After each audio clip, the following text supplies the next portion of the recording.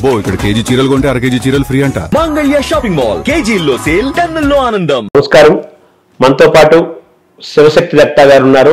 శివశక్తి దత్తా గారు అంటే విజయేంద్ర ప్రసాద్ గారికి అన్నగారు, కీరవాణి గారికి తండ్రి గారు, రాజమౌళి గారికి పెదనాన్నగారు, శ్రీలేఖ గారికి పెదనాన్నగారు. ఇవి కాకుండా స్వయంగా ఆయన రచయిత, గేయ రచయిత, సంగీతవేత్త, చిత్రకారుడు, కథకుడు, తెలుగు సంస్కృత రెండు భాషల్లోనూ సమానమైన పాండిత్యం కలిగి అద్భుతమైన సాహిత్యాన్ని సృష్టించిన వారు. నిన్ననే ఫిబ్రవరికి మొన్న ఆస్కార్ అవార్డు, నిన్ననే అవార్డు నేషనల్ అవార్డులో పంట పండింది. అలాగే బాహుబలి అద్భుతాలు సృష్టించింది. ఈ నేషనల్ అవార్డ్స్ పంట పండించుకున్న ఫిబ్రవరి సినిమా గురించి మాట్లాడుకునే క్రమంలో వాళ్ళ కుటుంబం అంతా కూడా సినిమా పరంగా విజయ పరంపరతో ముందుకు సాగింది. వారంటూ సినిమా పరిశ్రమలో మొట్టమొదటి అడుగుపెట్టిన వారు శివశక్తి దత్తా గారే. శివశక్తి దత్తా గారితో ప్రారంభమైన సినిమా ప్రస్థానం కాలభైరవ వరకు సాగి ఆ కుటుంబానికి గొప్ప గౌరవాన్ని, ఆ కుటుంబం ద్వారా తెలుగు సినిమాకు గొప్ప ఖ్యాతిని, అలాగే భారతీయమైన సినిమాకు కూడా, భారతదేశ సినిమాకు కూడా గొప్ప ఖ్యాతిని ప్రపంచవ్యాప్తంగా ఇచ్చింది. అటువంటి శివశక్తి దత్తా గారితో మాట్లాడి వారి గురించి, వారి కుటుంబ నేపథ్యం గురించి, వారి సినిమా ప్రయాణం గురించి, వాళ్ళ కుమారుల గురించి, వాళ్ళ అన్నదమ్ముల గురించి తెలుసుకునే ప్రయత్నం చేద్దాం. నమస్కారం సార్. అదే మీ కుటుంబ విజయ పరంపరలో మనం వెళ్తున్నాము. అలాగే త్రిపురారికి నేషనల్ అవార్డు, ఆస్కార్ అవార్డు, అలాగే కీరవాణి గారికి పద్మశ్రీ, ఇవన్నీ తెచ్చిపెట్టాయి. బాహుబలి ఇంక చెప్పక్కర్లేదు దాని ఇది. సో మీ విజయ పరంపర కీరవాణి గారు, రాజమౌళి గారు అందరూ కూడా విజయ పరంపరలో వెళ్తున్నారు. రాజమౌళి గారి సినిమాలో ఒక్క క్షణం నటించిన చాలా పెద్ద పెద్ద నటులు కూడా అనుకుంటారు, చాలామంది నటులు అనుకుంటారు. అటువంటి రాజమౌళి గారికి మొట్టమొదటిసారిగా నటించే అవకాశం కూడా మీరే ఇచ్చారు. సో ఇంత నేపథ్యాన్ని మీరు చూసినప్పుడు మీకేమనిపిస్తోంది ఈ వాతావరణం ఒకసారి సమీక్ష చేసుకుంటే? తర్వాత బోసు గారు ఏమన్నా ఇవన్నీ గమనించారా? చాలా సంతోషమే, కానీ రిఫ్లెక్టెడ్ గ్లోరీ అంటారు తెలుసా మీకు? అదే I don't want to bask in the reflected glory. ఇంకొకళ్ళ విజయాన్ని చూసి ఆహా వాళ్ళు ఎంత విజయం సాధించారు అని సంతోషపడే లక్షణం నాకు లేదు. కొంతవరకు ఉంటుంది. అదే అయిపోయింది, నేను సాధించవలసింది ఏమీ లేదు, నా తర్వాత వాళ్ళు, నా పిల్లలు, వాళ్ళందరూ ఇంతంత విద్యా సోపానాలు అధిరోహించారు అని చెప్పి సంతోషించి తృప్తి పడిపోయే లక్షణం నాకు లేదు లేదు లేదు లేదు బికాజ్ నేను సకల కళాపూర్ణుడు. నేను రాణించాలి. నేను రాణించవలసినంత నేను రాణించలేదు బికాజ్ విధి విలాసం అలా ఉంది. But I have to make a mark in the industry. I will exceed all these people. I will make a mark. For that I am living now. అలా జీవిస్తాను. ఆ మార్క్ చేస్తాను. నేను తప్పకుండా సాధిస్తా. ఈ సినిమా రంగంలోనే I will make a mark. మీరు ఒక కొత్త ఉత్సాహాన్ని, మామూలుగా పుత్రోత్సాహము, పౌత్రోత్సాహము, తర్వాత భ్రాతృోత్సాహము, 3 ఉత్సాహాలు మీరు పొందారు. అలాగే కలుపుకొని మీ ఉత్సాహంతో మీరు కూడా నేను సినిమా తీయాలి, దాన్ని సక్సెస్ చేయాలి, నేనేంటో నిరూపించుకోవాలనే ఒక స్పిరిట్ మీలో పుష్కలంగా కనిపిస్తుంది కదా. Because I'm capable of that. అవునవును. ఎందుకో ఒక విధి నాతో ఆడుకుంటుంది. నాకు రావాల్సిన కీర్తి నా తర్వాత వాళ్ళకి అలా పంచిపెడుతుంది. అది ఇదంతా కూడా మా బోస్ చేసిందే. మా తమ్ముడు వాడు చేసిన యజ్ఞవరాహ అతని పేరు, దేవతలు పెట్టిన పేరు, వాడు చేసిందే ఇదంతా కూడా. కాదు ఎందుకు జరిగింది. బట్ స్టిల్ అదే విధంగా నాకు ఆయుర్దాయం కూడా అలా పెంచుతూనే ఉన్నాడు. తను వెళ్ళిపోయాడు స్వర్గానికి, తన ఆయువు నాకు ఇచ్చి నన్ను పెంచుతున్నాడు. అలాగా I will make a mark in the industry. I will prove what I am. Rajamouli గారితో మొట్టమొదటిగా నటింపజేసింది మీరే అన్నారు. పిల్లల గోవి సినిమా గురించి చెప్తారు ఒకసారి మనం తలుచుకుందాం సార్. అది పిల్లల గోవి సినిమా గురించి చెప్పారు ఇందాక మీరు. శ్రీలేఖకి అందులోనే ఉంది, మీ కుటుంబ సభ్యులంతా అందులోనే చేశారన్నారు మీరు. చాలా అది ఇష్టపడేవాడు కాదు, చాలా బతిమాలి చేయించుకునేవాడు. రాజమౌళి ఇష్టపడేవాడు కాదు, చాలా బ్రతిమాలితే వచ్చేవాడు. పిల్లల గురం సినిమాలో మీ కుటుంబ సభ్యులు ఆల్మోస్ట్ అందరూ ఉన్నారు. ఎస్, నేను కూడా ఉన్నా. అదే కానీ ఆ పిల్లని కూడా ఆగిపోయింది. మళ్ళీ ఇప్పుడు మరి క్లైమాక్స్ తీయలేక అయిపోయింది అది. అదే ఇప్పుడు మీరు ఆర్థికంగా ఇబ్బంది లేదు కాబట్టి ఇంచుమించు ఒక 10 years బ్యాక్ వరకు కూడా మెడ్రాస్లో ప్రసాద్ ల్యాబ్ లో ఉందండి, నెగిటివ్ ఉండేది. ఓకే. ఎప్పుడైతే once I decided I take it out and complete it, ఎలా ఉంటే అలా చేసి అది రిలీజ్ చేయాలి అని అనుకునేసరికి ఫాగ్ అయిపోయిందని చెప్పారు వాళ్ళు. నెగిటివ్ ఆ ఫిల్మ్లో కూడా ఇప్పుడు కాదు కదా అన్నీ, అవును, ఆ బాక్సులు అన్నీ కూడా అంటుకొని చెప్పారు. సో పిల్లల గురించి ఇప్పుడు మీరు ఆర్థికంగా సంపన్నంగానే ఉన్నారు కాబట్టి పిల్లల గురించి మళ్ళీ మోగిస్తారా అని అడుగుతున్నారు. అలా అనుకునే అదే కథ కాదు, అప్పుడు అనుకున్న కథ కాదు, పిల్లలు చెయ్యాలి మళ్ళీ స్టార్ట్ చేశాను నేను. కొత్త కథ రాసుకుని అది కూడా ఆగిపోయింది, ఏం చేయలేకపోయాను. ఇప్పుడు రైట్ నౌ నేను ఆ తర్వాత నందనందనం అనే సినిమా తీద్దాం అనుకున్నా, చాలా చాలా సన్నాహాలు చేశాను, అదే అయిపోయింది. నాకు ప్రొడ్యూసర్ దొరకే అయిపోయింది, అంతకంటే ఏం కాదు. ఇప్పుడు సంగమం అనే ఒక సినిమా I'm hellbent I'm doing that. అదే నా సకల శక్తులు నా సర్వధాన్ని దారిపోసి ఆ సినిమా తీస్తా. దానిలోనే I will prove what I am, I will show the world what I am, I will make a mark in the industry. అంటే ఎప్పుడు మొదలవుతుంది సార్ ఆ సినిమా? ఏమంటే ఎప్పుడు మొదలవుతుంది సంగమం? As early as possible. ఇప్పుడు అంటే గతంలో ఒకసారి తిరుమల నాయక సినిమా ఒకటి చెప్పారు మీరు, తిరుమల నాయక, అది పక్కన పెట్టా. దీని గురించి అది పక్కన పెట్టి సోషియో మైథలాజికల్ ఫ్యాంటసీ పక్కన పెడతాం. Today's triangular love story so that it will reach each and every audience. అందుకని చెప్పి తిరుమల నాయక పక్కన పెట్టి ఈ సంగమం తీసుకున్నాను నేను. ఇది triangular love story, today's love story with ISKCON backdrop. ISKCON backdrop ఉంటుంది. సోషల్ మూవీది, సాంఘికమైన టుడేస్ సోషల్ మూవీ. ఈ రోజు ట్రెండ్ కి తగ్గట్టుగా తీస్తారు. ఫ్యాంటసీ ఇన్ దిస్, ఈ రోజు ట్రెండ్ కి తగ్గట్టుగా, latest trend. Yes, today's trend. అదే అదే love story, triangular love story. అంతా మీరు సిద్ధం చేసుకున్నారా? నటీనటులు ఎవరెవరు ఏంటారు చూసుకుంటున్నా, ఒక్కొక్కరిని చూస్తున్నా. 2023లో అది మొదలవుతుంది అంటారా సంగమం? 23 కాదండి, ఇంకా ఇది ఇప్పుడు ఎక్కడ ఆగస్టు నెలలో ఉన్నాం, 23లోనే చేస్తా. త్వరలో సంగమం సినిమా మొదలవుతుంది. ఇప్పుడు మీరు ఇందాక మాట్లాడుతూ కీరవాణి గారికి సంగీతం సహజంగా వచ్చింది, 3 ఏళ్ల వయసులోనే అమ్మవారు మరకతమల్లి అమ్మవారి యొక్క దర్శనం జరిగింది అని చెప్పి అన్నారు కదా. ఒకసారి క్లియర్గా చెప్పండి సార్. అదే భూమి నుంచి ఆకాశానికి 3 తీగలు ఉన్నాయి. ఆ తీగల్ని ఒక దివ్యహస్తం అలా మీటింది. అది వింటూ నాకు సంగీతం వచ్చేసిందని చెప్పాడు అనమాట. తనకు మొత్తం వచ్చేసిందని చెప్పాడు అని చూపించాడు. సరిగొంపదండి ఇలా పాడుతూ నేను ఏమంటే అది పాడి రిపీట్ చేస్తున్నాడు. అప్పుడు హార్మోనియం మీద నేర్పి నేను సిస్టమేటిక్గా కూర్చుని కొంత నేర్పి నాకు ఆ తర్వాత టీచర్ని పెట్టి ఇంకా ధారా ప్రవాహమే, అంతే. ఏకసంతగ్రాహి. తర్వాత చక్రవర్తి గారి దగ్గర ఎందుకు జాయిన్ చేయాలనిపించింది సార్ కీరవాణి గారిని? ఎందుకు వైలిన్ బ్యాండ్స్ని చూసి అడిగాడు. వైలిన్ బ్యాండ్స్ని చూసి నాకు కావాలి అన్నాడు. నేను ఇవ్వను, నా ప్రాణం. దత్తు అడిగారు అన్నారు కదా, దత్తు తీసుకోవడానికి. అదే చెప్తున్నా. తర్వాత అటువంటి ఎక్కడ ఇంకొక 100 రూపాయలు పెంచమంటే ఇది విధి వైపరీత్యం.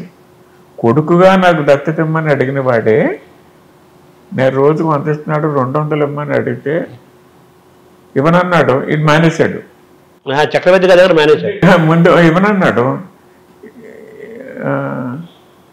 మానేసి ఈడన్నాడు కదా అతను ఇస్తానంటే ఇవ్వనంటే మళ్ళీ ఇంకా అతను మొక్కం చూడను. ఈ 100 రూపాయలు కూడా మన కుటుంబానికి ఉండదు, ఆలోచించుకోండి బోసునాథ్ గారు అన్నాడు అనమాట. బోసు గారితో అన్నారు.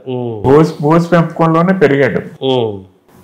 బోసు అంటే పర్లేదు అన్నాడు. అప్పుడు 1 సంవత్సరం చక్రవర్తి దగ్గర మానేసి కాషాయం కట్టుకుంటూ పాదరక్షలు లేకుండా మెడ్రాసులో ఉన్న ప్రతి అమ్మవారి గుడికి రోజుకు ఒక అమ్మవారి గుడికి వెళ్ళేవాడు అనమాట.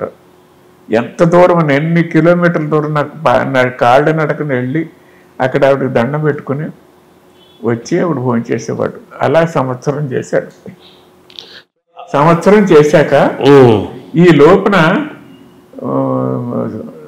సుందరరామూర్తి గారు, వేటూరు సుందరరామూర్తి గారు చాలా అభిమానించారు వీడిని. చక్రవర్తి దగ్గర కూర్చుని కంపోజింగ్ కూర్చున్నప్పుడు వీడిలో ఉన్న తెలివితేటలు గుర్తించి ఆయన పాటలకు కూడా సహాయం చేసేవాడు అన్నమాట. సాహిత్యపరంగా కూడా నా కొడుకు కాబట్టి. అదే పల్లవి కంపోజింగ్ అప్పుడు ఏదో డమ్మీ పల్లవి అంటుండేవాడు, అదే నిజమైపోయేది అనమాట. బాబు ఓ చరణం కూడా రాసి పాడేవా అని చెప్పి ఓ 1000 రూపాయలు ఇస్తుండు, పాటకు 1000 రూపాయలు ఇస్తుండు. ఆయనకు 10,000 ఇచ్చేవారు ఆ రోజులు. ఆయనకు 10,000 ఓ 1000 ఇచ్చేసేవాడు. ఆ 1000 తీసుకొచ్చి మా బోస్ చేతిలో పెట్టేవాడు. కుటుంబం అతను అలా నడిపారు. సో కీరవాణి గారి ఎదురుగల్లో వేటూరి సుందరరామూర్తి గారి పాత్ర కూడా ఉంది. ఆయన చెప్పేదేనండి. ఇలా కొన్నాళ్ళు అయిపోయిన తర్వాత ఆయనకి రుణం తీర్చుకోవాలి, కీరవాణి రుణం ఇలా సరిపోదని చెప్పి ఆయన ఉన్నారు కదా రామోజీరావు గారి దగ్గర తీసుకెళ్ళి పరిచయం చేసి, చాలా మేధావంతుడంటే గొప్ప సంగీతకారుడు, మీకు కావాలంటే వైలిన్ వాయించి చూపిస్తాడు అంటే, ఆయన మీరు చెప్తున్నారుగా మళ్ళీ నేను టెస్ట్ చేయాలా, అక్కర్లేదు అన్నారు అని ఆయన కొన్ని అవకాశాలు ఇచ్చారు. ఆయన కీరవాణి గారి ప్రారంభంలో ఆయన బాగా ఎంకరేజ్ చేసి ప్రోత్సహించిన వాళ్ళు వేటూరి సుందరరామూర్తి గారు ఉన్నారు ప్రధానంగా. నెంబర్ 1 ఆయనే కదా. ఆయనే. అదే చాలా అభిమానం. చక్రవర్తి గారి దగ్గర 2 రోజులు ఉన్నారు సార్. 1 సంవత్సరం ఉన్నాడు. అంతేనా? తర్వాత చక్రవర్తి గారి దగ్గర తీసుకెళ్ళి రాఘవేంద్రరావు గారు తీసుకెళ్లారా? ఎలాగా? నేను తీసుకెళ్ళా. నాకు చక్రవర్తి చేరినప్పుడు అసలు మ్యూజిక్ డైరెక్టర్ కానప్పటి నుంచి పరిచయం మెడ్రాస్లో. మామూలు చెవుకాడ అప్పారావు అనేవారు అతను. అదే చెవుకు కార్డు ఉండేది. అవును. తర్వాత అతను చక్రవర్తిని పెట్టుకున్నాడు. చెవికాడ అప్పారావు. చెవికి కార్డు ఉంది కాబట్టి. యాక్చువల్ కొమ్మునేని అప్పారావు. యాక్చువల్గా కొమ్మునేని ప్లేబ్యాక్ డబ్బింగ్ చెప్తుండేవాడు. అవునవును. డబ్బింగ్ అప్పారావు, చెవుకాడ అప్పారావు 2 పేర్లు. ఆ తర్వాత చక్రవర్తిని పెట్టుకున్నాడు. తర్వాత మీరు కూడా సంగీతం, మీరు హార్మోని వాయిస్తారు, తర్వాత చాలా ఇన్స్ట్రుమెంట్స్ వాయిస్తారు, పాడతారు, కంపోజ్ చేస్తారు కదా. మీకు సంగీతం ఎలా వచ్చింది? సినిమాలు చూసి ఆ పాటలు అలా ఇమిటేట్ చేస్తూ పాడుతూ ఉండేవాడిని. ఎక్కువ కన్నాంబ, కాంచనమాల, ఆ రోజులు గాయని మండలు, భానుమతి. ఆ తర్వాత మెల్లిమెల్లిగా భానుమతిని ఆరాధించేసాను. ఆవిడ నేను సేమ్ ఆవిడలాగే ఆవిడ కంఠస్వరంతోనే పాడేవాడిని అనమాట. అందరూ ఆశ్చర్యపోయేవారు ఇమిటేట్ చేస్తుంటాను. తర్వాత మీ విజయేంద్ర ప్రసాద్ గారు కథకులుగా బాగా సక్సెస్ అయ్యారు, రాజమౌళి గారు దర్శకులుగా బాగా సక్సెస్ అయ్యారు. నా వెనకాల వచ్చారు. అదే కీరవాణి గారు సంగీత దర్శకులు సక్సెస్ అయ్యారు. సరే, మీరు ముందు ఫస్ట్ మీరే మీతోనే మొదలైంది అది తీసుకొచ్చాను అనమాట. కానీ రాజమౌళి మేధావి, సహజంగానే చాలా తెలివైన వాడు. మా బోస్ చెప్తుండేవాడు, ఆడికి ఇదే ఫస్ట్ జన్మ, నరజన్మ. సరాసరి కైలాసం నుంచి వచ్చిన ఒక నంది. కైలాసంలో ఎన్నో వృషభాలు ఉంటాయి. అందులో ఒక నంది సరాసరి వచ్చి రాజమహేంద్రుని గర్భంలో ప్రవేశించడం నేను చూసా అన్నాడు అనమాట. కాబట్టి ఆయన నంది అని పిలుస్తారు ఆ ఫ్యామిలీలో. విజయేంద్ర ప్రసాద్ గారిలో మీరు గమనించిన ప్రతిభ, ప్రత్యేక లక్షణాలు ఏంటంటున్నారు? అప్పుడు సినిమా కథలు చేస్తుండేవాడు నేను. నాకు కూడా సహాయకుడిగా ఉండేవాడు. సినిమాలో నేను హీరోయిజం, హీరో చుట్టూ కథలాడటం నాకు లాభట్లేదు. నాకు కథగా ఉండాలంతే అన్నది నాకుది. అన్ని పాత్రలు ఇంపార్టెంటే, కథ నడవాలి. కానీ ఈ హీరో చుట్టూ కథ తెరటమేటి అని నాకు ఉండేది కాదు. అది అన్నయ్య ఈ రోజుల్లో ట్రెండ్ ఇది, కథలో హీరో చుట్టూ అల్లాలి, ఎక్కువ సీన్లు హీరో ఉండాలి. నువ్వేమో ఇంతవరకు 10 సీన్లు చెప్పేంతవరకు హీరో ఎంటర్ అవ్వలేదు. ఇలాంటి ఒక కమర్షియల్ ఆస్పెక్ట్ నుంచి నన్ను డైవర్ట్ చేసి ఆ విధంగా నన్ను ఎడ్యుకేట్ చేయటం చాలా సహాయపడ్డాడు ప్రసాద్, మా తమ్ముడు.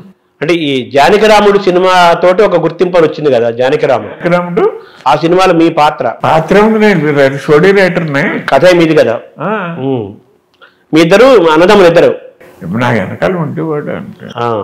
కాబట్టి తను కూడా అలా పేరు అలా ఊరిని తన పేరు వేసేవాడిని. అంటే చెప్తున్నాను కదా, కొన్ని సలహాలు ఇచ్చేవాడు. అంటే 10 సీన్లు అయినా ఇంకా హీరో రాలేదు అని ఇలాంటివి చెప్తుంటేవాడు అనమాట. నాకు అలా ఉండేది కాదు. ఆ విధంగా తన దగ్గర నేను కొంత నేర్చుకున్నాను, నా దగ్గర వాడు కొంత నేర్చుకున్నాడు, అలా కలిసి అలా పనిచేసాం.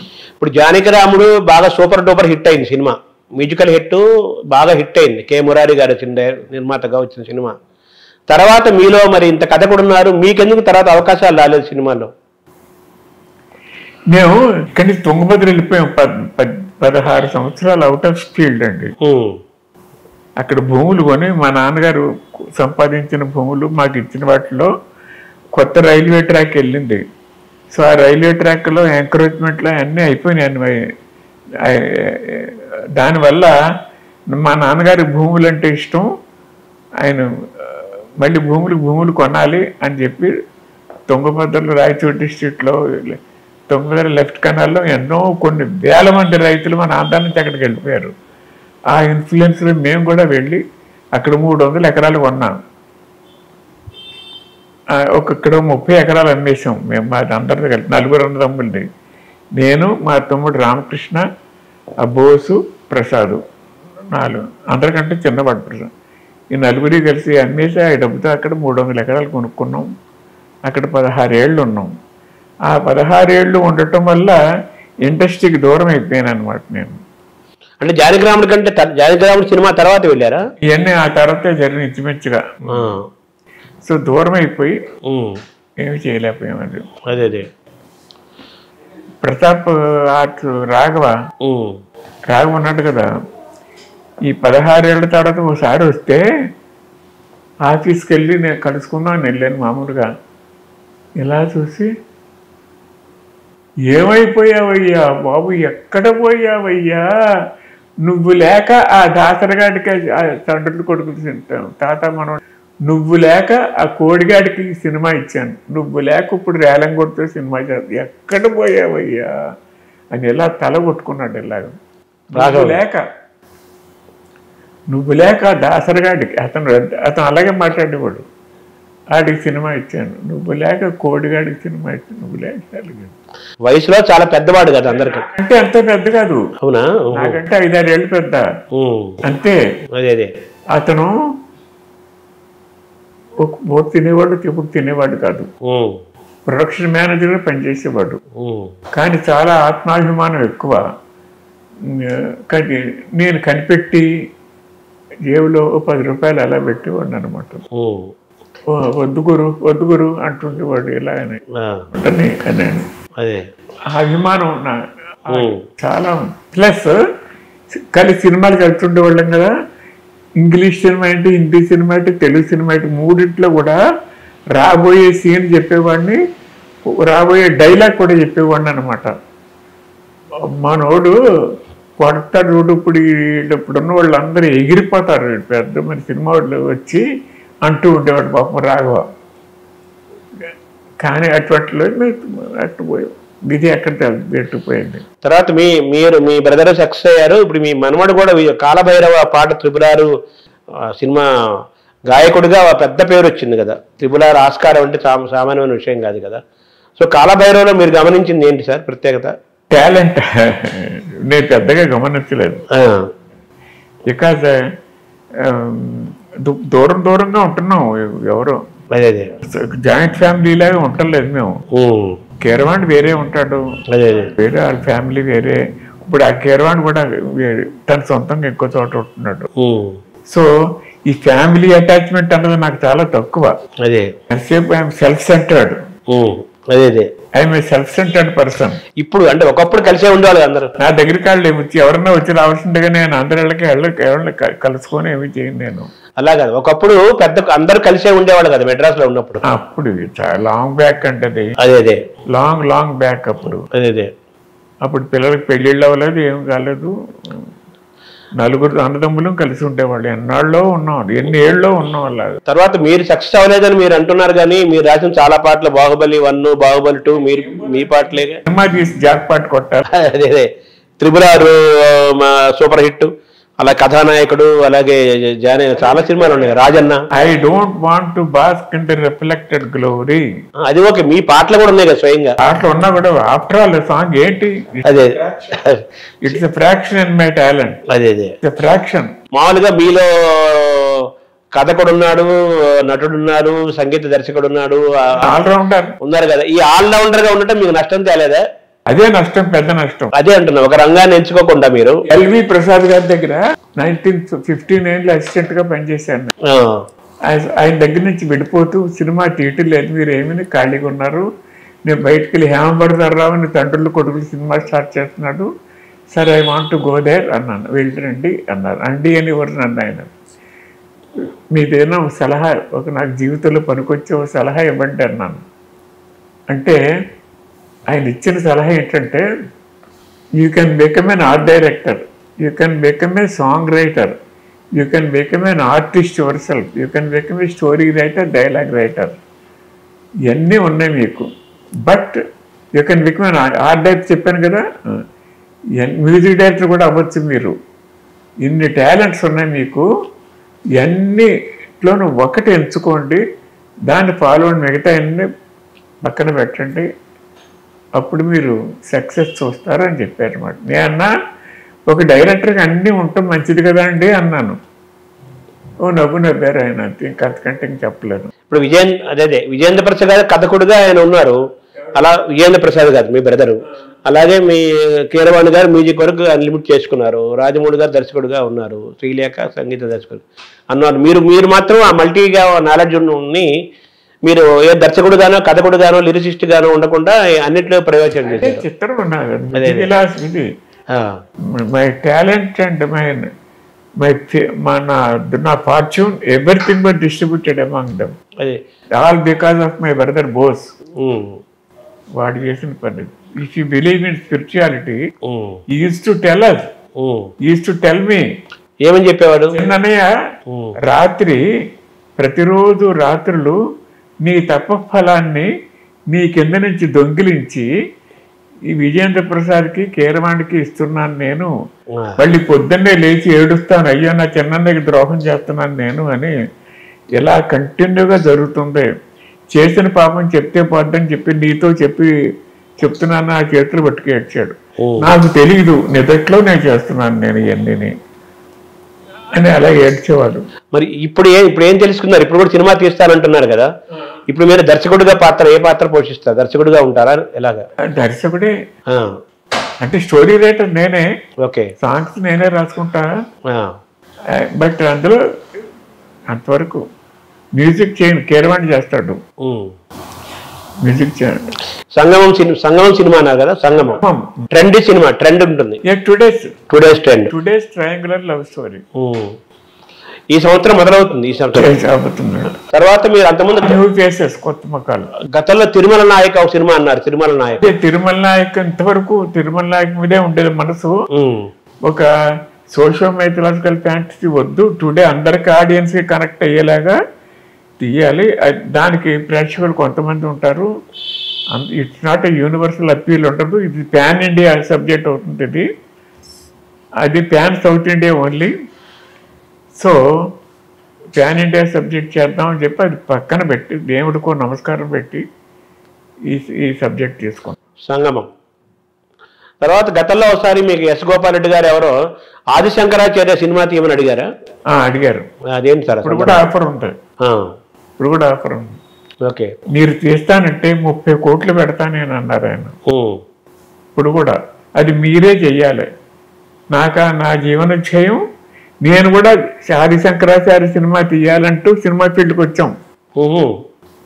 తుంగభద్రలో ఉన్నప్పుడే కథ రాసుకున్నాను నేను, మీకు చెప్తే తప్పులేదేమో.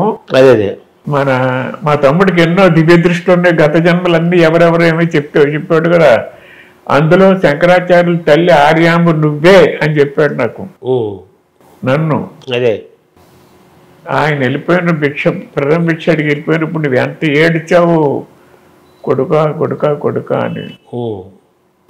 సన్యాసం తీసుకుంటాను పర్మిషన్ ఇయ్యమ్మా అని అడిగినప్పుడు ముచ్చట్లన్నీ తీరి ముదుములో తీసుకునే సన్యాసం ముక్కుపత్తులారిన వాడమిరా ఉప్పుడట్రా సన్యాసం ఎందుకట్రా నిన్ను కన్నది, నా జీవితం ఏం కావాలిరా అని ఆవిడ ఎంత ఏడ్చిందో ఆ ఆర్యాంబు నువ్వే అని చెప్పాడు. సో ఫస్ట్ సినిమా మీరు ఆదిశంకరాచార్య మీద చేద్దాం అనుకున్నారా? అనుకున్నాం. పరిశ్రమలకు వెళ్ళిన కొత్తల్లో ఆ కీరవాణితోనే అది బాలశంకర్ చేద్దాం అనుకున్నాను నేను. చాలా పాటలన్నీ అన్ని రాసుకుని అన్ని మొత్తం ఫుల్ గా కైలాసం ఆరోహణం వరకు అవన్నీ కీరవాణి మ్యూజిక్ చేశాడు, కీరవాణి పాడేవాడు.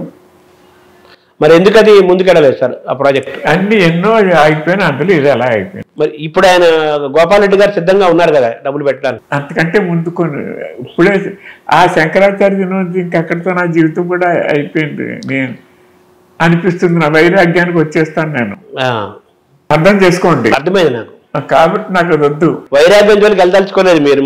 మంచి యవనంగా ఉన్న సంగమం సినిమా తీయాలనే మీరు అనుకుంటున్నారు? ఎన్నో తీయాలి అన్నయ్య. అదే ఎన్నో సినిమాలు అన్ని తీయాలి. భగవంతుడు నాకు దీర్ఘాయు ఇచ్చాడు, ఇస్తాడు. అలాగా అవన్నీ తీసాక అప్పుడు చూద్దాం శంకరాచార్య. ఇప్పుడు మీరు 91 ఏళ్ళు నుండి 92 ఏట అడుగుపెట్టినట్టుంది కదా, 91 ఏళ్ళు నడుస్తున్నాయి కదా.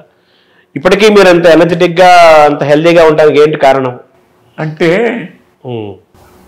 నా జీవితాశయాలు ఇంకా ఫుల్ఫిల్ కాలేదు, అది చెయ్యాలి అన్న ఒక తపన నన్ను ఎలా ఉంచుతుంది అని నేను నమ్ముతాను. నేను యవనంగా నా కోరికలే నన్ను ఎలా నిలబెడుతున్నాయి. తర్వాత మీరు వేసుకునే కాస్ట్యూమ్స్ కానీ మీరు తయారయ్యే విధానం కానీ అంతా కొంచెం డిఫరెంట్గా ఒక మోడల్ లాగా తయారవుతారు కదా, దీనికి ఏమైనా ప్రేరణ ఉందా ఏంటిది అసలు ఇదంతా? ఇప్పటి నుంచి నేను I'm a different person. High స్కూల్కి వెళ్ళే రోజుల్లో కూడా అందరూ ఈ చేతులు ఎక్కడికి ఉంటే ఇక్కడ మడత పెట్టేసి ఇక్కడ పెట్టేవాడిని. నేను అలా కుట్టించుకోండి, కత్తిరించేసేవాడిని. ఎలాగా అలా ప్యాంట్లు ఇలా కత్తిరించేవాడిని. నేరో ప్యాంట్ని ఫస్ట్ కట్టుకునేవాడిని, నవ్వేవారు. But it became a fashion after that. ఆ కాలేజీకి వెళ్ళినప్పుడు కట్ చేసేసి ఇలాగా, ఆ తర్వాత కింద బ్రాడ్గా ఉంటే బాగుంటుందని చెప్పి అలా స్పెషల్గా కుట్టించుకున్నా. బెల్ బాటమ్ చూసాక వచ్చినాయి అన్నీ. నేను బిలీవ్ ఇట్ వేస్తాను, నేను అబద్ధం అంటాను. నేను క్రియేట్ చేసేవాడిని ఫ్యాషన్, నేను ట్రెండ్ క్రియేట్ చేసేవాడిని. స్టైలిష్ గా ఉండటం, ట్రెండీగా ఉండటం. ఇక్కడికి వచ్చే మెడ్రాస్ వచ్చాక చిరంజీవి కూడా నా స్టైల్ ఫాలో అయ్యాడు కొన్ని షర్ట్లు. తర్వాత మీరు పాటలు, అద్భుతమైన పాటలు రాశారు, కానీ ఎక్కువ మీరు సంస్కృతం రాయడానికి ఎందుకు ఎక్కువ ఇష్టపడతారు సార్? సంస్కృతం పాటలు నీకు చెప్పాను, సంస్కృత పాఠశాల ఉంది కదా. అవును, కొవ్వూరు. అందులో ఒక తనకు భోజనం పెట్టేవాడిని అని చెప్పాను కదా. అవునవును. అతని ద్వారా నాకు ఈ ప్రేరణ కలిగింది, సంస్కృత భాష మీద అభిమానం కలిగింది. తర్వాత చిన్నప్పుడు మా అమ్మ, నా కన్న తల్లి, ఆవిడకి పోతన గారి భాగవతంలో కొన్ని 100 పద్యాలు కంఠస్థం. నన్ను పెంచుకున్న తల్లికి వాళ్ళు కూడా రావు. పెంచుకున్న తల్లి, కన్న తల్లికి విదుషీమణి అన్ని. ఆవిడ దగ్గర ఆ పద్యాలు వింటూ సాహిత్యం మీద నాకు అభిమానం ఏర్పడిపోయింది నాకు. సో తద్వారా అందులో సంస్కృత పదాలు, అర్థం కాని పదాలు, అమ్మ దీనికి అర్థం ఏంటి అని అడగటం, ఆ విధంగా సంస్కృతం మీద శ్లోకాలు అందంగా కనపడుతూ ఉండేవి. చదువుతుంటే అందంగా ఉండేది. ఇప్పుడు కొవ్వూరులో సంస్కృత పాఠశాల ఉంది కదా, సంస్కృత విద్యాశాల ఉంది. మీరేమో మీలో ఉన్న ఈ చిత్రకారుడు ఉన్నారు కదా, పెయింటింగ్ సిస్టమేటిక్గా నేర్చుకుందామని జేజే స్కూల్కి బాంబే వెళ్ళారు. అటువంటిది మీకు సంస్కృతం ఇష్టం అంటున్నారు కదా, అక్కడ కొవ్వూరులో ఎందుకు మీరు చేరలేదు సంస్కృత కాలేజ్? అది అటు వెళ్ళలేదు. ఇది ఓ ప్రవాహంలో కూడా అలా కొట్టుబాను. అన్నదమ్ములు నాన్న, మా అన్నయ్య నేను ఒకే క్లాస్ చదువుకుంటూ వచ్చాం, ఫస్ట్ ఫామ్ దగ్గర నుంచి. Believe it. అదే నాకంటే 2 ఏళ్ళు పెద్ద మా అన్న. కానీ first form, second form, third, fourth, SSLC వరకు మీ ఇద్దరం కలిసే. SSLCలో మా అన్నయ్య పాస్ అయ్యడం, నేను ఫెయిల్ అయ్యా, అక్కడ ఆగిపోయింది. ఆ తర్వాత నెక్స్ట్ ఇయర్ నేను ఏలూరు సిఆర్ రెడ్డి కాలేజీలో చేరాను. తను రాజమండ్రి ఆర్ట్స్ కాలేజ్ చదివాడు. అలా దూరం అయిపోయాం. సంస్కృత పాఠశాలలో చేరాలి అనిపించలేదు నాకు అప్పుడు. చాలా తక్కువ, బిలో స్టేటస్ గా ఉండేది. ప్లీజ్ ఇప్పుడు తెలుస్తుంది నాకు. ఎవరో పేదవాళ్ళు వాళ్ళు నేర్చుకుంటారు ఎవరో అని. మీకు ఇప్పుడు వెల్తిగా అనిపించట్లేదా? బ్రాహ్మిన్స్ ప్లస్ అందరు బ్రాహ్మిన్స్ ఉండేవారు అక్కడ. నాన్ బ్రాహ్మణ్ ఒక్కడ లేడు. నేను చెప్పిన వడ్లమూడి గోపాలకృష్ణ తప్ప. లేటర్ ఇది బికేమే మంచి ఆంధ్ర వాంగ్మయ చక్రవర్తి అని పేరు వచ్చింది అతనికి. ఆంధ్ర వాంగ్మయ చక్రవర్తి అని బిరుదిచ్చారు తెలుగు మనకమ్మ. అది చెప్పాను కదా, పేదవాళ్ళు బ్రాహ్మలో మాత్రమే సంస్కృతం నేర్చుకుంటారు అది మా అందరిదే కాదు అది అని ఒక నోషన్, ఒక రాంగ్ నోషన్ లో ఉండేవి. సంస్కృతంలో మీరు కవిత్వం కూడా రాశారు, పాటలు సంస్కృత భూషితంగా రాశారు కదా, మీకు ఆ వెలితి అనిపిస్తుందా? నేను సంస్కృతం నేర్చుకోలేదు ఇప్పుడు ఇప్పుడు తలుచుకుంటే. నేర్చుకుంటే కాళిదాసు సహోదరుడా అన్నట్టు ఉండేవాడిని నేను. అదే ఇప్పుడు మీరు చక్కగా ఇంగ్లీష్ మాట్లాడతారు, అది నా స్వయం కృషి వల్ల నేర్చుకున్నా. మీరు ఎందుకు మధ్యలో చదువు వదిలేశారు ఇంటర్మీడియట్ తోటి? ఇంటర్లో నాకు ఎందుకో ఎక్కలేదు. వరుస 20-30 బెంచీలు వరుసలాగా ఎక్కడో దూరంగా లెక్చరర్ ఏదో చెప్తుంటే లిప్ అన్నట్టే ఉండగానే సౌండ్ నా దగ్గర రీచ్ అయ్యేది కాదు. ఎందుకంటున్నా వరుస 20-30 బెంచీలు వరుసలాగా I can't hear what is telling. అదే మూడ్ లేదు, ఇంట్రెస్ట్ లేదు. అప్పుడు వెనకాల కూర్చుని ఖాళీగా ఉండక అప్పుడు పుస్తకాల మీద నోట్బుక్లు బొమ్మలు వేసుకుంటూ అలా అలా అలా అలా గడిపేసి సెకండ్ ఇయర్ ఎగ్జామ్కి వెళ్ళలేదు. ఇంటర్ సెకండ్ ఇయర్ ఫీవర్ ఏదో వచ్చింది, మానేశాను. కానీ ఆ రోజులో సెప్టెంబర్ ఇది ఎంఎస్ఎం ఏదో అనేవారు, మార్చి సెప్టెంబర్ ఎంఎస్ఎం అంటుండేవారు. మార్చి సెప్టెంబర్ ఎలబుద్ధి కాలేదు. ఇప్పుడు నన్ను పెంచుకున్న తండ్రికి బస్సు సర్వీస్ ఉండేది, 18 బస్సులు ఉంటాయి. వాటి మీద సూపర్వైజర్గా వెళ్ళి చెక్కింగ్కి కండక్టర్ టికెట్ రాస్తున్నాడు లేదా అని అలా అలా అలా డైవర్ట్ అయిపోయి అందులో 2 ఏళ్ళు ఉండి అక్కడి నుంచి సినిమా లాగేసి మెడ్రాస్ పారిపోతే ఆయనేమో నా మీద కోపం వచ్చేసి మా అన్నయ్య కొడుకుని పట్టుకుపో అటు వెళ్ళిపోవటం అలా జరిగింది. నేను తర్వాత జేజే స్కూల్ ఆఫ్ ఆర్ట్స్కి ఎప్పుడు వెళ్ళారు మీరు? మొట్టమొదటి మెడ్రాస్ స్కూల్ ఆఫ్ ఆర్ట్స్కి వెళ్ళా, 1 ఇయర్ అక్కడ స్టడీ చేశాను. ఆ తర్వాత ఇక్కడ స్టాండర్డ్స్ కంటే జేజేలో చాలా బాగుంటాయి అని ఎవరో చెప్తే ఇక్కడ స్వస్తి చెప్పి మెడ్రాస్ జేజే స్కూల్ ఆఫ్ ఆర్ట్స్ అక్కడ 5 ఇయర్స్ ఉన్నా. నిజం చెప్పాలంటే ఇక్కడ మెడ్రాస్ స్కూల్ ఆఫ్ ఆర్ట్స్లో ఉన్నప్పుడు కానీ అక్కడ జేజే స్కూల్ ఆఫ్ ఆర్ట్స్లో ఉన్నప్పుడు కానీ నేను స్కూల్కి వెళ్ళింది చాలా తక్కువ, అక్కడ నేర్చుకున్నది 0. నాకు సహజంగానే నాకు ఆర్ట్ వచ్చు. ఎందుకు వెళ్ళేవాడిని అంటే సినిమా సినిమా సినిమా సినిమా. ఇక్కడ మెడ్రాస్ స్కూల్ ఆఫ్ ఆర్ట్స్ మొట్టమొదట వెళ్ళినప్పుడు ఎంట్రన్స్ ఎగ్జామ్స్ రాస్తున్నాం. నా పక్కన ఒకడు కూర్చున్నాడు, మీదే ఊరు అన్నాడు. మాది కొవ్వూరు. ఎక్కడ గోదావరి తీరంలో ఉంటుంది, వెస్ట్ గోదావరి. అతనికి ఏం తెలీదు, ఈజ్ నాట్. నీదే ఊరు అన్నాను అంటే నిమ్మకూరు అన్నాడు. నిమ్మకూరు అనగానే నిమ్మకూరా నీకు ఎన్టీఆర్ తెలుసా అన్నా అంటే మా బావేవా అన్నాడు. ఊరిని అనుకుని మళ్ళీ చెప్పు అన్నాను. నిజమా?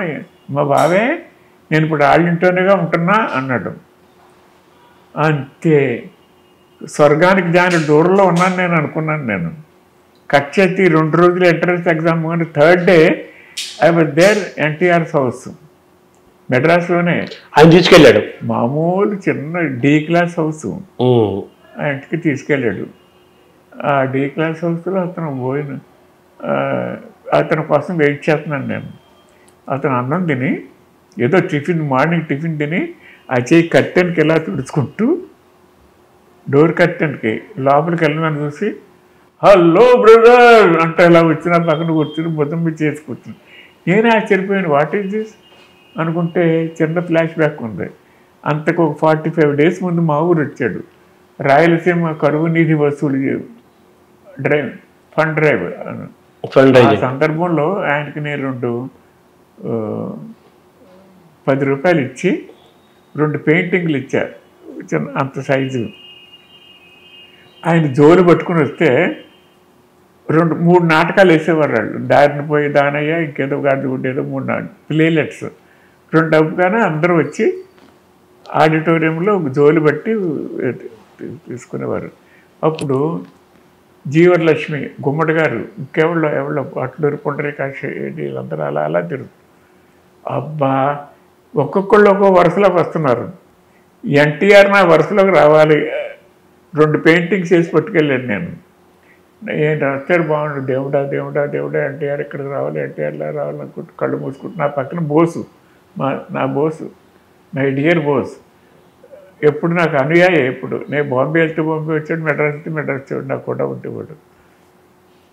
తను ఏమి నేర్చుకోకపోయినా నాకు కూడా నాకు నీడలా ఉండేవాడు. వచ్చాడు ఇలా అన్నాడు, ఎన్టీఆర్ ఎక్కడ ఉన్నాడు, జోలు పెట్టాడు, 10 రూపాయలు వేసి ఆ తర్వాత ఈ 2 కార్డులు ఆయనకి ఎలా చూపించి ఇలా చూశాడు. ఆయన పై జోలు వేసాను. కలెక్షన్ అంత అయిపోయాక ఆయన పైకి వెళ్ళి ఆ డబ్బు ఎంత వచ్చిందో చదివి, ఇక్కడ ఒక చిత్రకారుడు లోకల్ ఒక ఆయన నాకు 2 బొమ్మలు ప్రజెంట్ చేశారు రాయలసీమ కరువు నిధికి, దీన్ని ఆక్షన్ వేలం వేస్తున్నా అని అలా పెట్టే 10 రూపాయలు అని స్టార్ట్ చేశాడు. 10, 11, 12, 13, 14, 15, 20, 30 అలా 100 రూపాయలు ఒక ఆయన కొన్నాడు. రెండోది ఇంకో 100 రూపాయలు ఇంకో అతను, దొమ్మేరు ఒకడు, చాగళ్ళు ఒకడు. దొమ్మేరు ఇవి సత్యనారాయణ అంటే, చాగళ్ళు ఇవి ఇంకొక ఈతుంది ఆయన బీవి వినాయకుడి చాగళ్ళు. ఆ ఊళ్ళోనూ కొనుక్కుంటాను. స్టేజ్ మీద పిలిచాను, బ్రదర్ మీ డొనేషన్ 10 రూపాయలు కాదు 210 అని నా భుజం మీద ఇలా చేసి నన్ను అందరికీ ఇలా చేయలాగితే ఇలా ఆడించాడు. అదొక అనుభూతి. ఇది గుర్తుపెట్టుకుని హలో బ్రదర్ అంటే వచ్చి నా పక్కన కూర్చున్నట్టు అనమాట ఆయన, ఎన్టీ రామారావు వాళ్ళ ఇంటికి వెళ్ళినప్పుడు. ఇది ఆయనతో ఆ తర్వాత చాలా క్లోజ్ నాకు. ప్రతి షూటింగ్కి వెళ్ళిపోయాడు, ఎప్పుడు కాలితే అప్పుడు షూటింగ్, ఎప్పుడు కాలితే అప్పుడు. ఆయన నటిస్తూ వచ్చి ఎలా ఉంది బ్రదర్, ఎలా ఉంది అటువంటి వారు అనమాట. ఇందులో మానిటర్లో చూసుకున్నాను. ఇంకోషా ఇది కొంచెం బాగాలేదు అనిపించిందంటే ఓకే వీళ్ళు మళ్ళీ చేద్దాం అని, అంత క్లోజ్గా ఉండేవారు. తర్వాత అటువంటి ఎన్టీ రామారావుతో మీకు చిన్నప్పుడే ఒక అనుబంధం ఏర్పడింది, వాళ్ళ ఇంటికి వెళ్ళటం, ఆయన మిమ్మల్ని తీసుకెళ్లి సినిమాలు చూపించడం ఏం జరిగేవి. అటువంటి ఎన్టీఆర్ పేరు మీద ఒక బయోపిక్ తీశారు, బాలకృష్ణ కథానాయకుడు అనే పేరుతోటి. దాన్ని మీరు టైటిల్ సాంగ్ రాశారు కదా, అద్భుతమైన టైటిల్ సాంగ్. సో మీకు ఏమనిపించింది సార్ ఆ సమయంలో, ఆ పాత జ్ఞాపకాలు?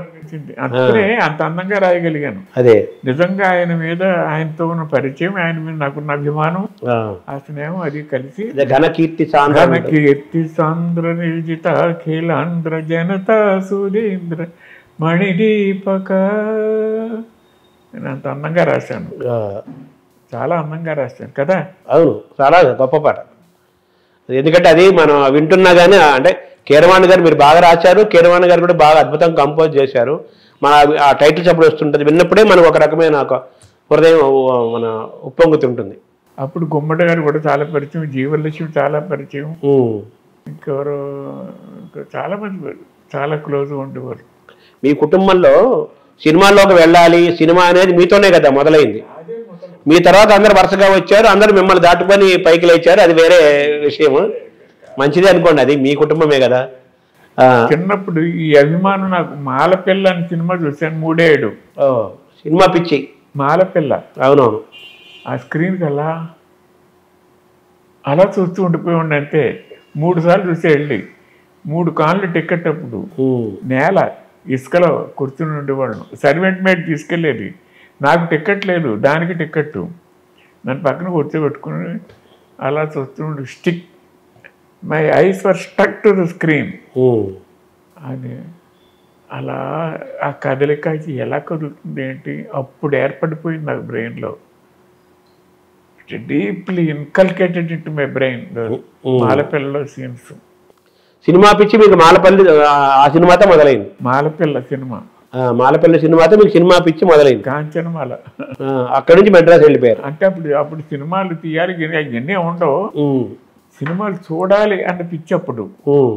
తర్వాత మా దురదృష్టవశాత్తు నా చిన్నప్పుడు ఉన్న ఒకే ఒక థియేటర్ మూసిపారేశారు, ఏదో లావాదేవీల్లో పడి.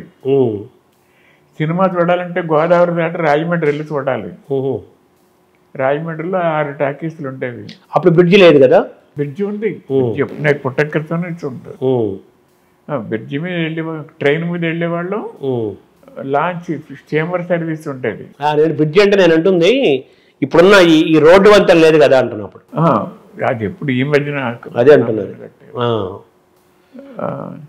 ఎప్పుడైనా అది వెళ్ళి ఆ బ్రిడ్జి మీద నడిచి వచ్చేసేవాళ్ళం భయంగా. అదే సినిమాలు చూసే పిక్చర్ నుంచి మాలపిల్లతో మొదలయ్యి సినిమాల్లో యాక్ట్ చేయాలి, సినిమాలు తీయాలి, సినిమాల్లో నటించాలి, సినిమాలో రాయాలి అని ఈ పిచ్చి ఎప్పుడు ఏ సినిమా ద్వారా కలిగింది మీకు? అది క్రమంగా అలా కొంచెం కొంచెం కొంచెం కొంచెం కొంచెం పెరుగుతోంది. అది మెడ్రాస్ స్కూల్ ఆఫ్ ఆర్ట్స్కి వెళ్ళినప్పుడు కూడా నేను సినిమాల్లోకి వెళ్ళాలని వెళ్ళాను. మా నాన్నగారికి నా కన్న తండ్రికి ఆర్ట్ అంటే ఎంత ఇష్టమో సినిమాలు అంటే అంత అసహ్యం. బికాజ్ వ్యసనాలకు పుట్టలు, అక్కడికి వెళ్తే పిల్లలు పాడైపోతారని చెప్పి సినిమాకు దూరంగా పెట్టేవారు అనమాట. ఏదన్నా భక్త రామదాసు అలాంటి సినిమాలు వస్తే మాత్రం చూపించేవారు మామూలు. ఆ విధంగా ఆర్ట్ నేర్చుకుంటానన్న వంకతో నేను సినిమాకి వెళ్ళిపోయాను నేను. అదే అలా వెళ్ళారు. కానీ ఇప్పుడు మీరు అలా మీ ఇంట్లో మొట్టమొదటిగా వెళ్ళి మీ వెనకాల అందరూ 1 by 1 అందరి మీతో సినిమాల్లో రకరకాల రంగాల్లోకి ఎంటర్ అయ్యింది. ఇప్పుడు మీరు సమీక్షించుకుంటే ఏమనిపిస్తుంది? సినిమా మీకు మంచిగా చేసింది కదా, సినిమా పరిశ్రమ మీకు మంచి చేసింది కదా మీ కుటుంబానికి. నా అదృష్టాన్ని అందరికీ అలా అలా అది వెళ్ళిపోయింది అని నాకు ఒక నమ్మకం బాగా ఉంది నాకు.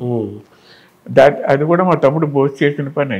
చెప్పాను కదా, అవునవును, పంచిపెట్టేస్తుంటాడు ఇలా రాత్రులు నిద్రలో తీసేలాగా అదొక వస్తువుగా తీసేసి పొద్దున బాధపడి ఏడిచేవాడు. అదే మీరు బోసు గారికి రేపేం జరుగుతుందో ముందే ఆయనకు తెలుస్తుంటుంది. ఒక బోసు గారికి రేపు జరగబోయేది ముందే తెలుస్తుంటుంది. ఆయనకు ఒక దివ్య దృష్టి లాగా ఉంటుంది. మరణాలు ఎక్కువ చెప్పేవాడు. తర్వాత పేర్లు మీ ఇంట్లో వీళ్ళు పలానా తారీఖుని వెళ్ళిపోతారు అని చెప్పేవాడు. అదే అంటే మనం పాజిటివ్ అంశాలకు వస్తే మీ ఇంట్లో పేర్లన్నీ రాజమౌళి గారి పేరు, కీరవాణి గారి పేరు, తర్వాత మరకతమణి కీరవాణి గారి పేరు, ఇలాగా ఈ పేర్లన్నీ ఆయన పెట్టినవే కదా, బోసు గారు పెట్టినవే కదా? బోసు పెట్టిన పేర్లే. అయితే కీరవాణి అనేది మీరు పెట్టిన పేరు. కీరవాణి రాజేశ్వరరావు గారు ద్వారా చెప్పాను కదా. అదే మరి ఎందుకో ఈ తోటమాలి రాగం ఏంటి, కొడుకు పుట్టినా కూతురు పుట్టినా పేరు పెడతా అని పెట్టాను. అందులో బోసు ప్రమేయం లేదు. అదే బోస్ మరకతమణి చేర్చాడు. అమ్మవారా మరకతమణి అంటే? మొదటి మీనాక్షి అంటే ఆయన పేరు, ఆయన ప్రేరణతో పెట్టిన పేరు, మీదంతా కలిపి పెట్టిన పేరు, రెండు కలిపి మరకతమణి కీరవాణి, ఎంఎం కీరవాణి అనేది ఆ పేరు బలం చాలా కలిసి వచ్చింది. అలాగే రాజమౌళి అనే పేరు కూడా బోసు గారు పెట్టిందేనా? అదే ఆ రెండు తరగతి అనే పెట్టేవాడు పేర్లు. తర్వాత మీరు రాసిన పాటల్లో మీకు ఈ నల్లా నల్లా అని ఆ పాట ఎక్కువ ఇష్టమా మీకు? అదా సినిమా కోసం రాయలే, మేము 9 ఉండేవాళ్ళం కదా, సరదాగా రాశాను అంతే. ఎప్పుడో రాసుకున్న పాటనే రాజమౌళి ఆ సినిమాకి వాడుకున్నాడు. అది బాగుంటుంది తీసుకున్నాడు అంతే. ఓహో, మీరు ఎప్పుడో రాసింది ఆయన తీసుకున్నాడు? ఎప్పుడో రాశాడు, సినిమాకని రాయలేదు. రాస్తుండవండి పాటలు రాయటం అలవోకగా వచ్చే పాటలు నాకు అలవోకే. అసలు కష్టపడ్డాను నేను పాట రాయటానికి. ఒకసారి అనండి సార్ ఆ పాట, మీ గొంతులో విందాం. నల్ల నల్లని కళ్ళ పిల్ల నీ మొగుడయ్యే వాడెల్లా ఉండాలి కొంచెం చెప్పమ్మా, తెల్లారే సరికల్లా నే జిల్లాలన్నీ తిరిగి వన్నెల్లాగులాగా తెచ్చి పెళ్లి చేసేస్తానమ్మా, నల్ల నల్లని కళ్ళ పిల్ల. ఇది కీరవాణి గారు కదా కంపోజ్ చేశారు పాట నాదే, ట్యూన్ కూడా నాదే. అవునా? అదే కంటిన్యూ చేసుకున్నాడు అంతే. ట్యూన్ కూడా మీదే? ట్యూన్ నాదే. తర్వాత మీలో కథకుడు తర్వాత ఎందుకు ప్రయాణం ఎక్కువ చేయలేదు? కథకుడు మీలో గీత రచయితతో పాటు కథకుడు ఉన్నాడు కదా, జానకి రాముడు సినిమా మీరే కథ. నా కథకుడు అంటే ఎలాగయ్యానంటే నాకు అనిపిస్తుంది, సినిమా చూసిన తర్వాత ఇంటికి వచ్చాక చూడని వాళ్ళకి ఆ కథ చెప్తూ ఉండేవాడు అనమాట నేను. ఆ చెప్పటంలో నాకు స్టోరీ నేరేషన్ ఒకటి అలవాటు అయిపోయింది నాకు.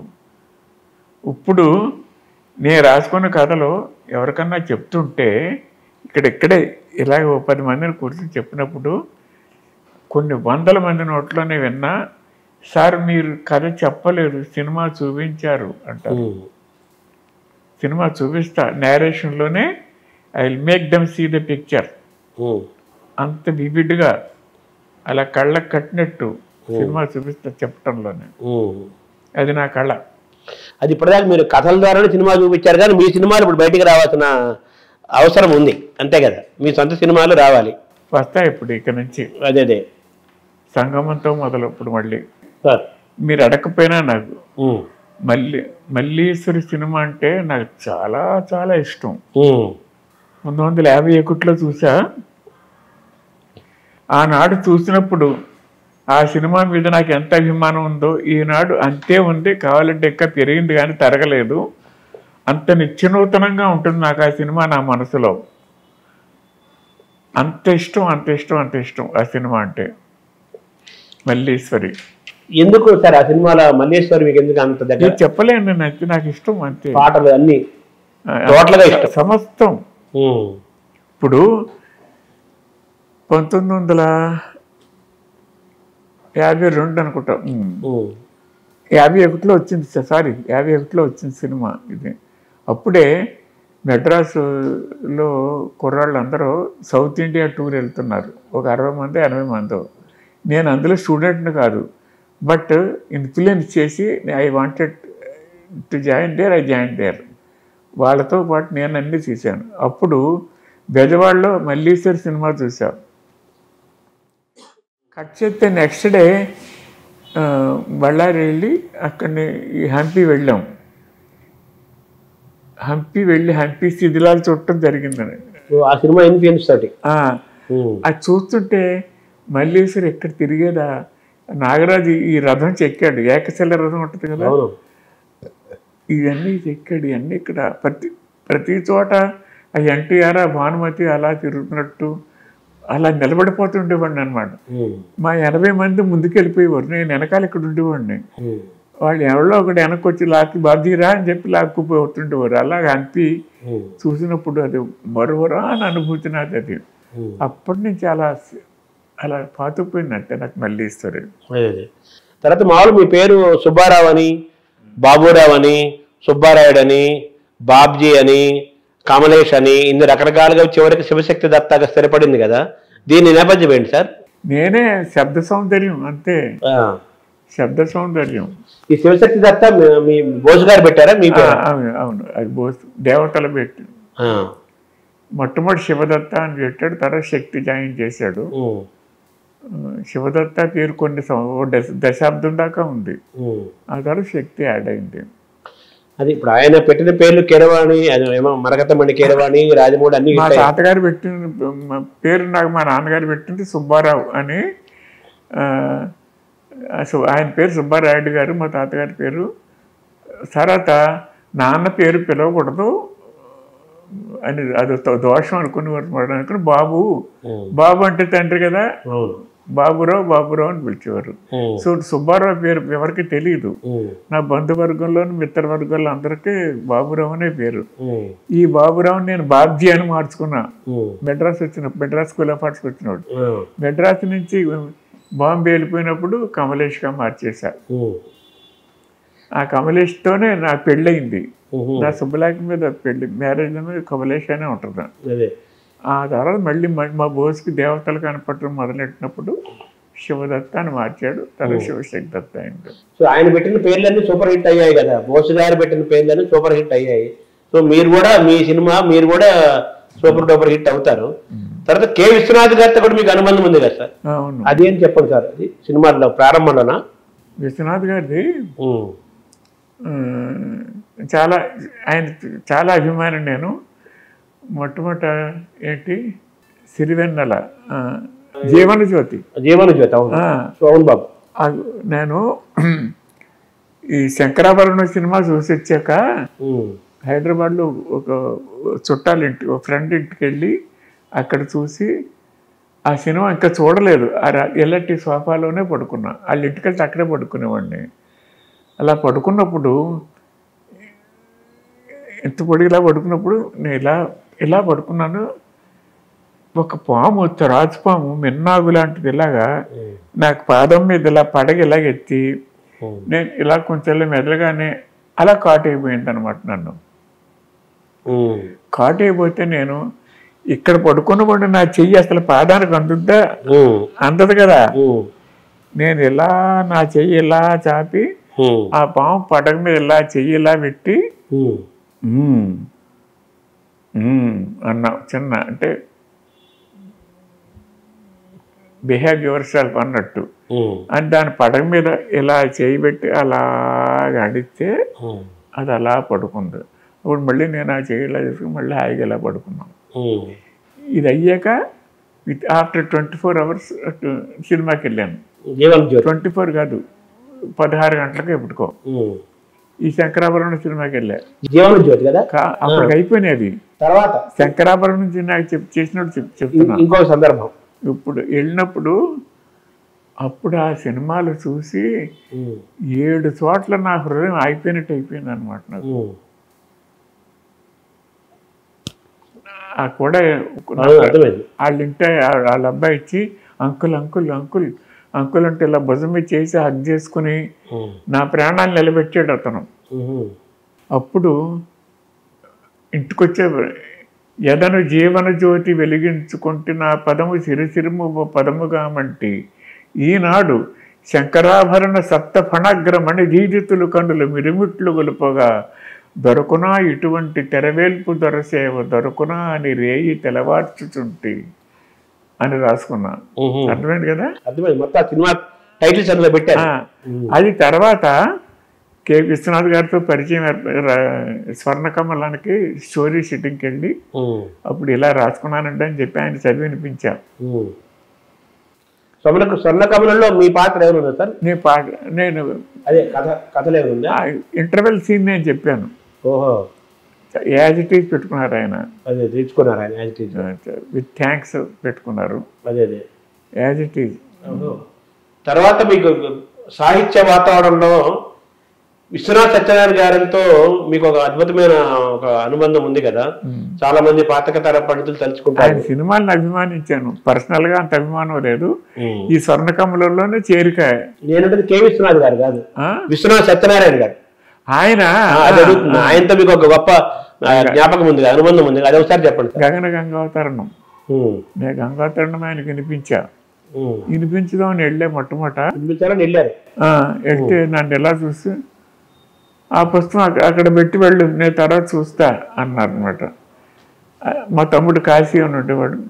అది కాదంటే 90 మైళ్ళు కొవ్వూరు నుంచి వచ్చాం, ట్యాక్సీలో వచ్చాం, ఇది మీకు వినిపించాలని అంటే సరే నువ్వు బాగా రాశానన్న చోట ఒక 4 పంక్తులు చదువు అన్నారు. అంటే బాగా రాసానన్న చోట ఏంటన్నా నాకు ఐ వాజ్ హర్ట్. ఎట్లా అంటే మళ్ళీ ఓపెన్ చేశాను, అక్కడ 6 లైన్లు చదివా. చాలే నీ మెతుకు తెలిసిపోయింది, నీ గొడవ ఏంటో ఇక నువ్వు చదవక్కర్లేదు అన్నట్టుంది ఎక్స్ప్రెషను, ఆయన ఎక్స్ప్రెషను. కానీ మొదటి నుంచి చదువు అన్నారు ఆయన. అమ్మా అనుకున్నా.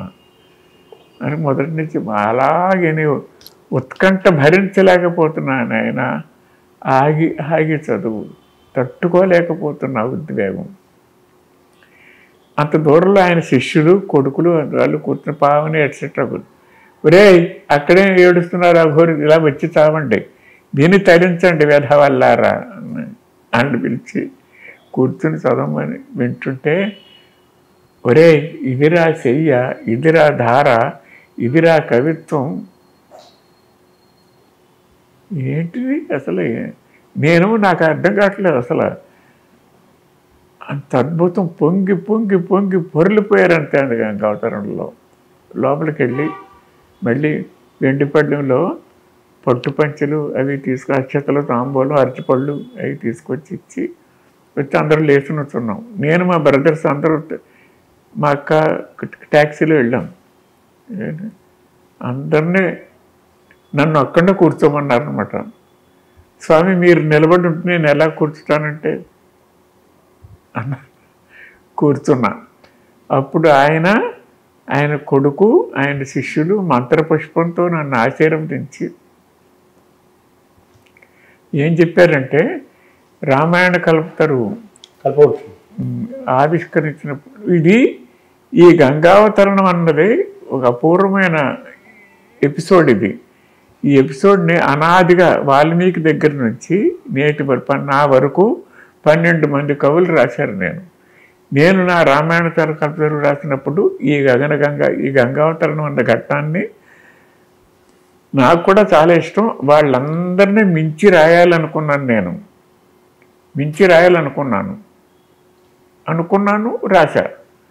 రాసిన తర్వాత మించి రాశానో లేదో చూసి చెప్పేవాడు కావాలి కదా. ఎవడున్నాడు? అవన్నీ కంపేర్ చేసి నాది పక్కన పెట్టి ఇలా తొలతూచి చెప్పగలిగేవాడు ఎవడున్నాడు? నాకెవడో కనిపించలేదు. అప్పుడు నేనే నిష్పాక్షికంగా ఈ 12 పంతులు అన్నీ అలా పెట్టి చూసుకున్నాను. చూసుకున్న తర్వాత, ఒరేయ్ సత్యనారాయణ, నీదేరా అగ్రతాంబూలం, నీదే అన్నది. ఆ ఆనందంలోనే ఉన్నా. ఇప్పుడు నీది విన్న తర్వాత అదే అంతరాత్మ అగ్రతాంబూలం నీది కాదురా వారిది అంటున్నది. ఎందుకంటే అసలు జన్మలే ఏ కవికైనా ఏం కావాలి అసలు చెప్పండి? ఏం కావాలి అసలు? అటువంటి మహానుభావుడు అన్న మాటది యథాతథంగా చెప్తున్నా. ఒక అక్షరం ఎక్కువ చెప్పట్లేదు, తక్కువ చెప్పట్లేదు నేను అని అన్నారు. కాబట్టి ఆనాడు నేను రామాయణ కల్పతరు ఆవిష్కరించినప్పుడు మీకు ఇచ్చి ఇప్పుడు సత్కరిస్తున్నా అని చెప్పి నాకు ఇచ్చారు. రామాయణ కల్పవృక్షం అప్పుడు ఆ పట్టుబట్లు మీకు ఇచ్చి అవి నాకు ఇచ్చారు. ఇచ్చి సమాంతరకంగా ఆశీర్వదించి ఇచ్చారు. ఇచ్చాక అన్ని అయిపోయినాక మళ్ళీ వెళ్ళొస్తామని అందరూ అప్పగింతలో మధ్యలో ఎన్నిసార్లు ఆయన ఒక 50 సార్లు పెట్టిన పట్టుబట్టలు సర్వారు వినండి. ఎలా వచ్చింది నీకు ఈ ధార, ఎలా వచ్చింది నీకు ఈ శైలి, ఎలా వచ్చింది నీకు ఇది శయ్య, ఇదిరా శయ్య, ఇదిరా ధార, ఇదిరా ఇది కవిత అని అంటుంటే వాళ్ళ శిష్యులతో ఎలా వచ్చింది చెప్పవు అని గడ్డం పట్టుకున్నాను. నాకు తెలియదండి అన్న. ఏ దేవుని ఉపాసించావు, ఏ మంత్రం జపించావు, ఎవరు నీకు నీ ఇష్టదేవత ఎవరు, ఎలా వచ్చింది నీకు ఇది అని అడిగితే నేను ఏమి చేయలేదంటే సహజంగానే వచ్చింది నాకు. ఎవరినో నాకు ఏ మంత్రాలు రావు, ఏ దేవుని ఉపాసించలేదు అన్నాను నేను. అయినా అసలు నమ్మలేదు ఆయన, అస్సలు నమ్మలేదు. ఆఖరి అన్నీ అయిపోయిన తర్వాత నన్ను సాగనంపుతూ గుమ్మం దగ్గరికి వచ్చేటప్పటికి మొట్టమొదట వీడి నోట ఏ శ్రాద్ధం వినవలసి వస్తుందో అని నీ నోట ఆ పుస్తకం అక్కడ పెట్టి వెళ్ళు అన్నా. నువ్వు వెళ్ళాక నేను దాన్ని చూసి ఉండేవాడిని కదా అసలు నేను. నువ్వు నిజంగా అక్కడ పెట్టి వెళ్తే చూడను అసలు, నాకేం నా పని లేవా ఏమిటి, చూడను. అలా చూడకుండా నువ్వు అక్కడ పెట్టి వెళ్ళిపోయి ఉంటే సరస్వతి తల్లికి ఎంత అపచారం జరిగిపోయి ఉండేది. నేను ఎందుకన్నా అన్నట్టు ఏమి శ్రాద్ధం వినవలసి వస్తుందో వీడి నోట అని చెప్పి నాకొద్దు అక్కడ పెట్టిపో అన్నాను నేను. అప్పుడే అన్నా, ఇప్పుడు మీరు విన్నది శ్రాద్ధమే కదా అన్నా.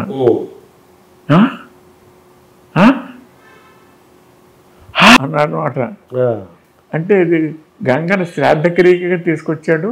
అవును, పితృదేవతలు అస్థికలు తడపటానికే కదా తీసుకొచ్చాడు, గంగనే శ్రాద్ధకరమే కదా అంటే అన్నా.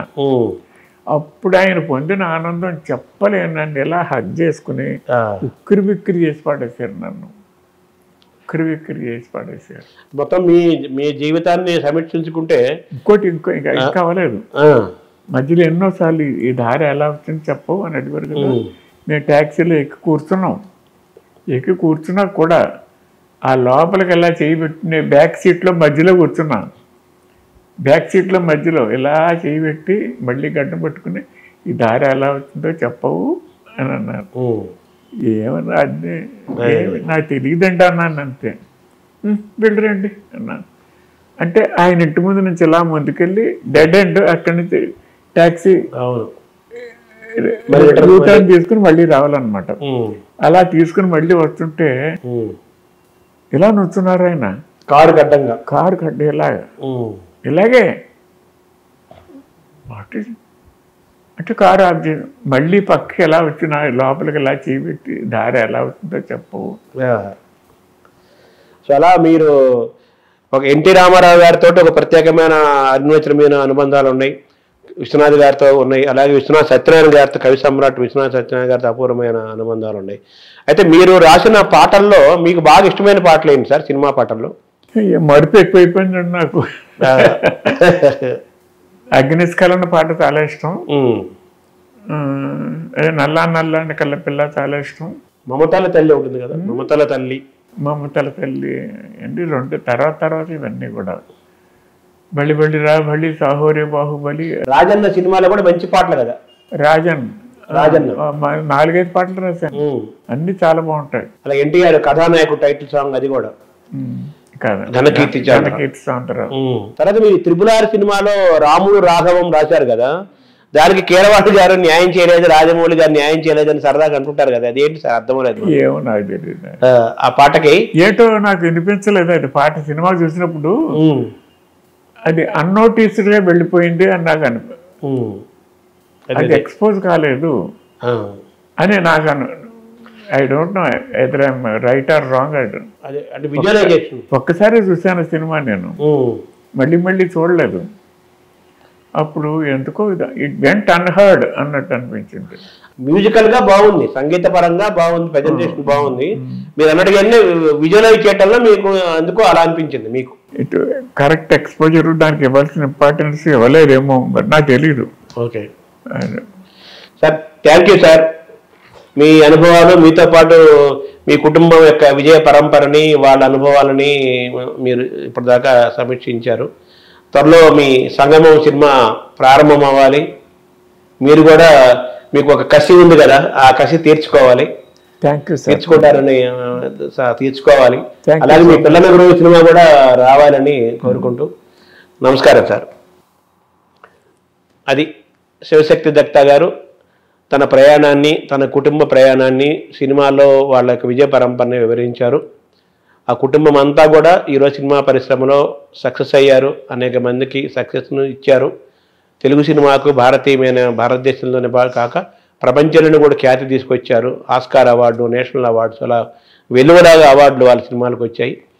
అయితే వాళ్ళ విజయంతో పాటు తను సొంతంగా తీసిన సినిమా ద్వారా విజయం సాధించాలని ఒక పట్టుదలతో 92 ఏళ్ల వయసులో కూడా చాలా పట్టుదలతో, చాలా కసిగా ఉన్నారు శివశక్తి దత్తా గారు. త్వరలో సంగమం సినిమా ద్వారా నేనంటే చూపిస్తానంటున్నారు. అది ఈ వారం టాక్ షో. నమస్కారం. లలిత ఎక్స్చేంజ్ ఉత్సవ్. పాత నగల అదే బరువుకి కొత్త నగలు తీసుకోండి. No extra charge, no deduction. పాత నగలిచ్చిన 5 నెలల నుంచి నగను బట్టి తరుగే లేకుండా తీసుకోండి. 11 నెలల తర్వాత తీసుకుంటే ఏ నగలైనా గానీ తరుగే లేదు. డబ్బులు చెల్లించి కూడా పథకంలో చేరొచ్చు. నగల ప్రైస్ లో 20% ఆదా చేసుకోవచ్చు.